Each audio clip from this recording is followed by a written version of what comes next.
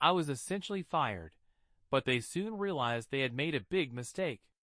I'll try to keep it brief, but first, some context. I worked for 9 years at a well-known company that is a global supplier of various products. I won't name the company, but I worked in one of its divisions. I started at the lowest position, as a technician, doing my job well and quickly climbing the career ladder.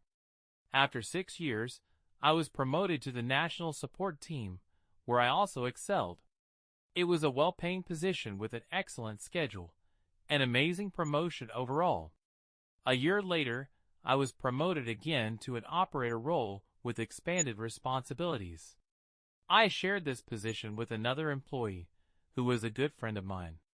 We got along great, and we still meet for lunch and chat often. I underwent training for internal software developed by the company's own programmers. This software managed the distribution of technicians and used codes for regions and states. The system was very complex, but the developers were satisfied with it. However, there was no documentation or manual, nothing. The person who held the position before me was leaving the company for a better offer, so he trained me for a month. Naturally, I documented all the codes for all the regions to avoid mistakes since there was no guidance or instructions. Eventually, he left the company. A year later, the developer of this software passed away from cancer, and now I was the only one who knew how to use the program. Because of this, taking time off became nearly impossible for me. I repeatedly asked for someone to be trained as a backup so I could take a vacation, but my requests were always denied. As a result, I could only take 2 days off at a time. My wedding was approaching, and we were planning a honeymoon, but I was still denied the training of a replacement. When my colleague and I took over managing a new department, it was in complete chaos. The guaranteed repair wait time for equipment was about 8 days, which greatly frustrated clients since the machines were essential for their work. We brainstormed and came up with a solution to significantly reduce downtime, but it put immense pressure on logistics. We started delivering spare parts to technicians in the field overnight. The logistics manager hired enough staff to handle the workload, and everything started running smoothly.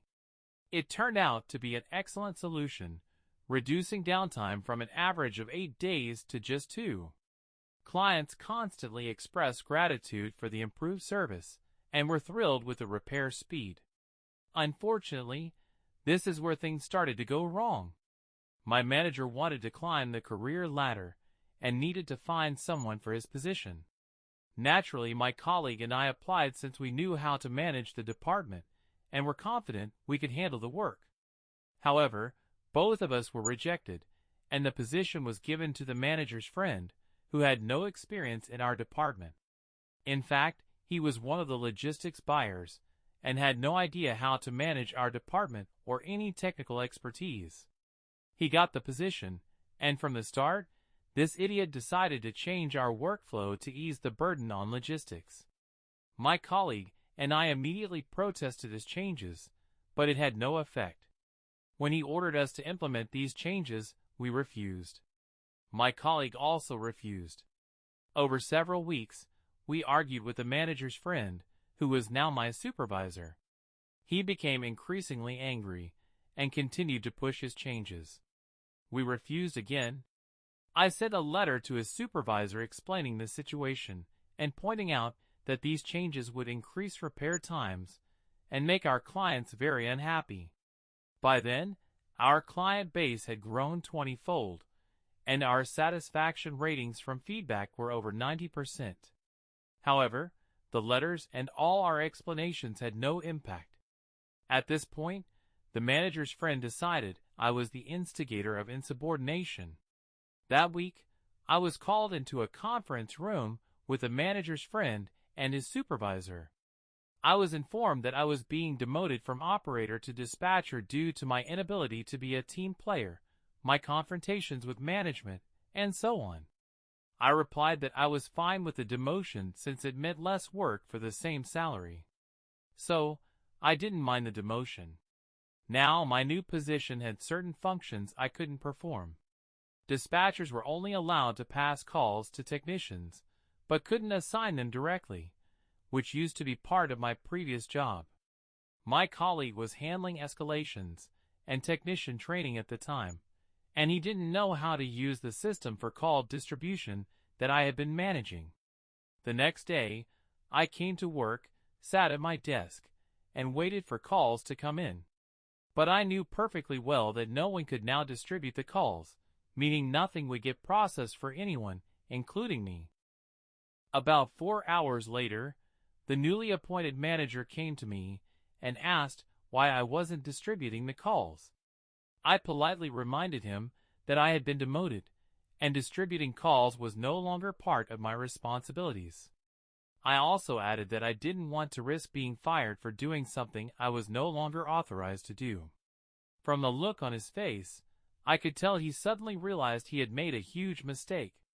Naturally, his supervisor and HR had no knowledge of the internal software, which lacked any documentation. This software was the backbone of call distribution in the department, and without it, calls simply couldn't be processed. Word began spreading that calls weren't being distributed, and the manager's supervisor came to investigate. He quickly understood the problem. I was called back into the conference room and asked to train someone as a replacement. Of course, I refused. The day ended, and I went home. The next morning, I came to work on time, and they called me in again, offering to reinstate my position and asking me to immediately start distributing calls. Naturally, I declined the promotion, pointing out the reasons they had stated during my demotion and explaining that I needed to work on those issues before accepting any promotion. They were shocked and visibly irritated, accusing me of holding the company hostage and threatening to sue me. According to my contract, I was entitled to a lawyer, and the company had to pay for it. A few days later, calls were still not being distributed, and chaos ensued. They attempted to handle things via email and phone calls, adding delays to every case. Spare part orders faced setbacks, and the entire system began to collapse. Finally, a lawyer contacted me, stating that he was hired by the company but would represent my interests. He explained that he could not communicate with the company without my permission or act against my interests, even though they were paying him. The lawyer clarified that they couldn't force me to accept a promotion or fire me as long as I fulfilled my contractual duties, which only required me to show up on time, take breaks as scheduled, and leave on time. That's exactly what I did. This went on for a month, and the situation reached a critical point. Repair times exceeded 2 weeks, and clients began canceling their service contracts due to poor support. The company decided to demote me further to a logistics position. The logistics manager, who was a good friend of mine, saw it as retaliation for all the issues. He simply told me to take a desk in the corner and do whatever I wanted, as he wasn't going to punish me for their stupidity. 2 days later, we went to court. The judge ruled in my favor, stating that the company couldn't force me to take a position or perform work I didn't want to do, as it would amount to coercion. The company insisted the judge make me provide instructions on how to use the software to manage the department. The judge asked if I had any notes, and I truthfully replied that I didn't since I had thrown them away. However, I added that I remembered how to use the software and all the codes for distribution because I had done it for years. The judge asked if I was willing to write instructions, and I politely declined. The judge accepted this and concluded the case. Returning to work the next day, I decided to start looking for a new job. Within a month, I found a position at another company with a 10% higher salary, better conditions, and a paid month-long vacation. Finally, I was able to plan my honeymoon. I submitted my resignation letter, sending it to my manager, his supervisor, senior department leaders, and even the company's CEO, explaining everything that had happened and why I was leaving. I wished them all the best. That Friday, I packed my personal belongings and left. 2 weeks later, the CEO called me personally to apologize, saying he had only just learned of everything that had occurred and that all the individuals involved had been fired. The manager, his supervisor, and even their superior. While this was welcome news, I politely declined their offer to return.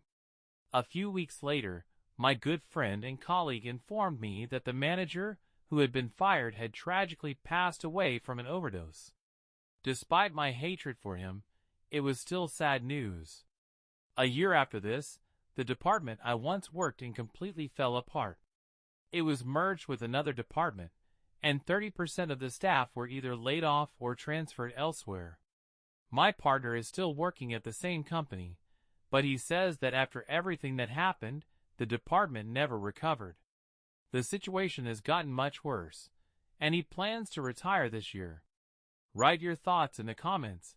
What do you think about this whole story? In the meantime, here are some interesting comments. As soon as I heard about proprietary software, all the alarm bells went off. You should never entrust a critical system to just one person, especially without any kind of manual or documentation. This hit them hard, but it could have happened much earlier, even without the storyteller's involvement. What if the developer who passed away from cancer had died sooner? What if he'd been hit by a bus or fallen off a cliff? What if the storyteller had fallen off a cliff? There's a very good reason why such things should always have a recovery plan.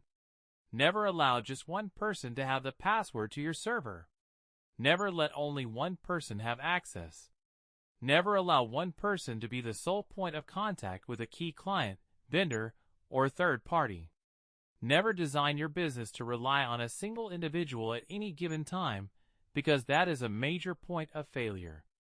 People are the most unpredictable and error-prone elements in any system, and you must design your business systems with redundancy in mind for critical roles. I completely agree. I repeatedly tried to point this out, but my manager dismissed it every time. I don't know if it was about metrics or money. Maybe he was trying to hit certain targets. Whatever his reasons, this was a total failure on their part. This was a story where all the right people suffered, until you mentioned they fired many of the regular workers. It's a shame. They didn't deserve that. I agree, though I think if it hadn't happened at this point, it would have happened later. The management poorly organized backup plans, and unfortunately, both they and others paid the price for it. If I knew then what I know now, I probably would have made different decisions. But hindsight is always 20/20. Well, thank you for watching this video to the end. Don't forget to subscribe to our channel and check out our previous video.